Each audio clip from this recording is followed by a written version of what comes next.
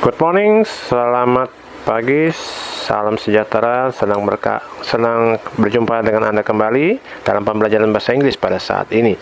Nah, ini langsung saja mungkin Anda sudah bisa menebak apa yang akan kita bicarakan, yaitu 3 jurus sakti, cas-cis-cus bahasa Inggris di saat pandemi.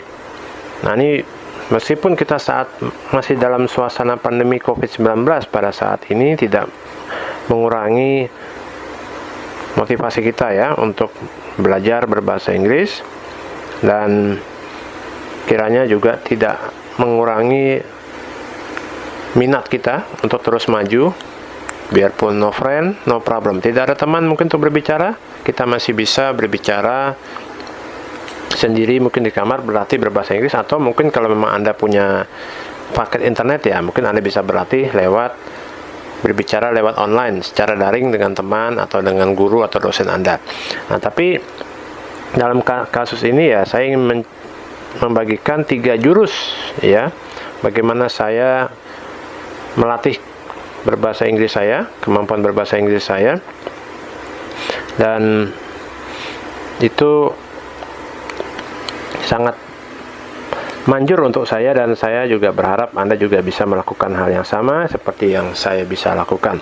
Oke, mungkin langsung saja ya, tiga jurus sakti ini ya, untuk cas-cis-cus berbahasa Inggris. Jadi yang pertama, jurus pertama yaitu describing objects. Describing objects di sini yaitu menggambarkan objek-objek yang ada di sekitar kita dalam bahasa Inggris. Jadi misalnya apa nama benda tersebut, objek tersebut harus terbuat dari apa, kemudian punya berapa jumlahnya di rumah, dan fungsinya buat apa. Nah, misalnya sebagai contoh, ini adalah pensil ya contohnya ya. Nah, ini penggambarannya akan seperti berikut. Jadi, this is a pencil, it is made of wood, I have 2 pencils in my pencil case, I use this pencil to draw a picture, draw a line, and write something on a piece of paper. Nah, dari satu benda saja kita bisa menyebutkan banyak hal. Nah, dan ini tidak ada batasannya ya. Jadi ini kan saya memberikan contoh cuma 4 kalimat. Sepertinya bisa lebih daripada itu. Jadi bisa Anda kembangkan, mungkin belinya di mana, harga berapa, dan mereknya apa. Nah, itu juga bisa. Nah, ini jadi untuk permulaannya juga, mungkin kalau Anda mungkin masih agak sedikit ragu ya, Anda bisa tuliskan di kertas dan Anda baca perlahan-lahan mungkin di awal, dan yang kedua kali mungkin Anda baca agak sedikit lebih cepat, dan yang ketiga ya Anda akan mungkin lebih fasih lagi ya, jadi mungkin Anda bisa mengucapkannya lebih cepat lagi daripada yang pertama dan kedua. Nah, gunanya untuk melatih fluency, kefasihan, kelancaran dalam berbahasa Inggris. Oke, ini masih bisa juga benda-benda yang lain ya. Ini contoh lagi, salah satu contoh, misalnya gitar saya ya. Misalnya contohnya, this is my guitar, I have a classical guitar, the brand is Yamaha CX40, I bought it around 3 years ago, it is a second-hand guitar, the price was 750,000 rupiah, I play guitar every day, etc. dan seterusnya ya. Jadi ini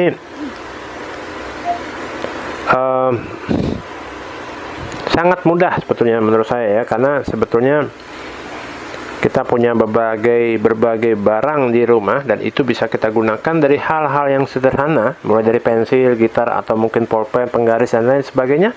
Kita bisa melatih berbahasa Inggris ya, kemampuan berbicara dalam bahasa Inggris dengan barang-barang yang ada.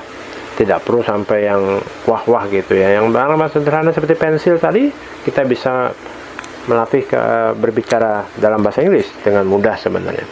Oke, itu salah satu jurus ya. Nah, sekarang jurus yang kedua, mungkin langsung saja, yaitu describing pictures by using one verb as a guidance. Jadi maksudnya yaitu menggambarkan gambar atau menceritakan gambar dengan menggunakan satu kata kerja sebagai penuntun atau sebagai panduan. Nah, ini dalam hal ini ya, kita bisa mencari beberapa gambar ya di dunia maya ya. Kita mengambil 1 atau 2 gambar yang mengacu kepada suatu kegiatan tertentu. Misalnya contoh dalam hal ini, contoh seperti ini, saya mengambil gambar seorang perempuan yang sedang bermain gitar. Contohnya begitu. Nah, ini ada dua hal yang harus kita ceritakan. Jadi yang pertama, ibaratnya paragraf pertama ya, adalah apa yang kita bisa lihat di gambar tersebut berkenaan dengan play gitar, bermain gitar, dan perempuan tersebut mungkin memakai baju apa, di mana posisinya, di lingkungan apa, apakah di taman atau di hutan dan lain sebagainya. Dan paragraf kedua yaitu berkaitan dengan diri kita sendiri. Kalau dalam kasus saya ini ya, saya suka bermain gitar dan ya saya melakukannya di waktu pagi, siang, atau sore, dan berapa lama saya bermain gitar dan seterusnya. Nah, ini contohnya, mungkin sebagai contoh saya bacakan.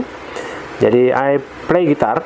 In the picture I can see a pretty girl who is sitting on a stone bench. She has a long curly hair. She wears a dress and a jacket. She's playing guitar. Her guitar looks nice. She has an acoustic guitar. Maybe she plays in the park near her house. I can play guitar, although my skill is still not good enough. I have a classical guitar. It is Yamaha CX40. I bought it around 3 years ago. I usually play guitar in the afternoon at 4. I play it for 30 minutes. Oke, dan seterusnya, etc.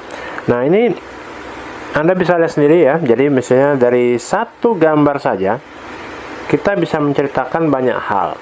Ya, jadi paragraf pertama tadi ya ceritakan apa yang perempuan itu sedang kerjakan, ya dalam kasus itu adalah play gitar, dan dari segi mungkin kira-kira bermain gitarnya di mana dan seterusnya. Dan paragraf 2 ya berkaitan dengan saya sendiri ya, karena saya suka main gitar, makanya saya menyebutkan tentang kebiasaan saya bermain gitar. Nah, ini intinya Anda mencari beberapa gambar di dunia maya, di internet, yang berkaitan dengan satu kegiatan tertentu. Ya, misalnya kata cook, bisa juga memasak ya, cook, atau menonton TV, watch TV, atau menggambar, atau misalnya draw, dan sebagainya. Nah, dan mungkin untuk awal-awalnya, ya pada mulanya ya Anda bisa menuliskan dulu, karena ini cukup panjang ya. Jadi penggambaran ini kan ada 2 paragraf, jadi mungkin sebagai ya juga melatih ya kemampuan atau keterampilan menulis ya, karena berbicara dan menulis ini sebetulnya adalah 2 keterampilan yang saling menunjang sebetulnya. Jadi misalnya ini untuk keterampilan menulisnya Anda tuliskan dulu juga, mungkin lebih baiknya begitu. Dan setelah Anda selesai menuliskannya ya Anda bisa mengucapkannya. Mungkin yang untuk pertama kali mungkin pelan dulu ya, nanti yang kedua kali agak lebih cepat, dan yang ketiga kali lebih cepat daripada pertama dan yang kedua. Yaitu seperti tadi saya bilang di jurus pertama tadi ya, tujuannya yaitu untuk melatih kefasihan ya, fluency, kelancaran dalam berbahasa Inggris. Oke, itu adalah jurus kedua ya. Describing pictures by using one verb as a guidance. Oke, jurus ketiga yaitu, sekarang kita beralih ke jurus ketiga ya. Jurus ketiga yaitu describing your photographs. Nah, sekarang kalau yang tadi jurus kedua tentang menggambarkan gambar dengan menggunakan satu kata kerja sebagai panduan. Nah, sekarang agak sedikit lebih naik tingkat, naik level, yaitu menggambarkan foto-foto Anda sendiri. Jadi mungkin foto-foto Anda ini sifatnya luas ya, jadi tidak mesti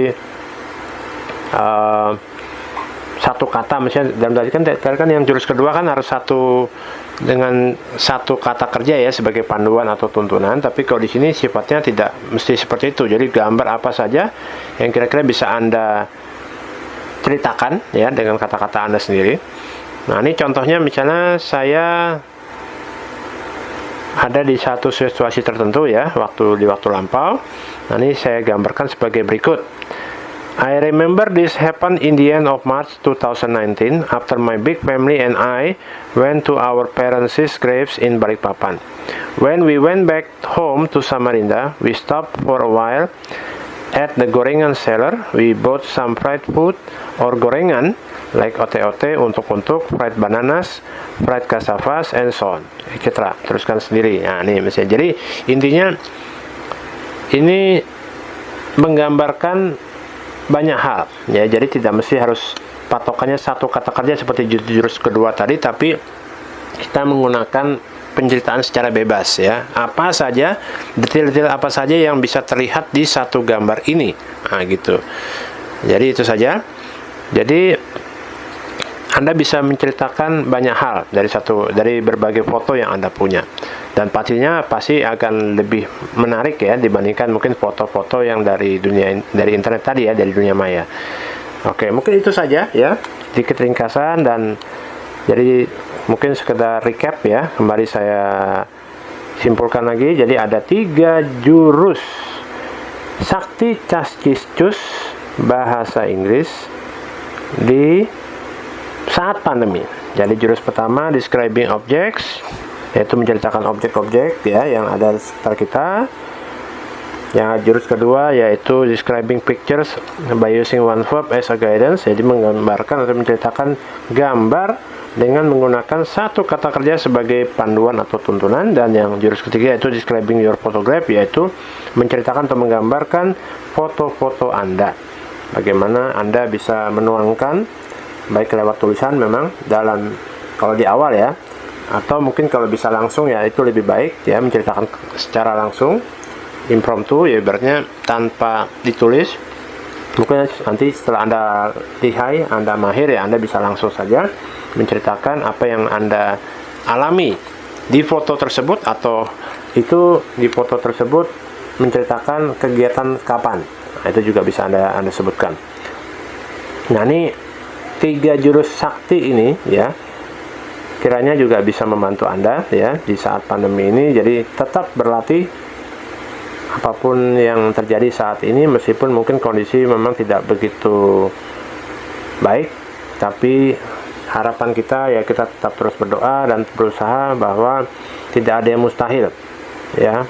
Tuhan akan memberikan kebaikan kepada kita jika kita tetap semangat dan bergantung sepenuhnya kepadanya. Oke, itu saja.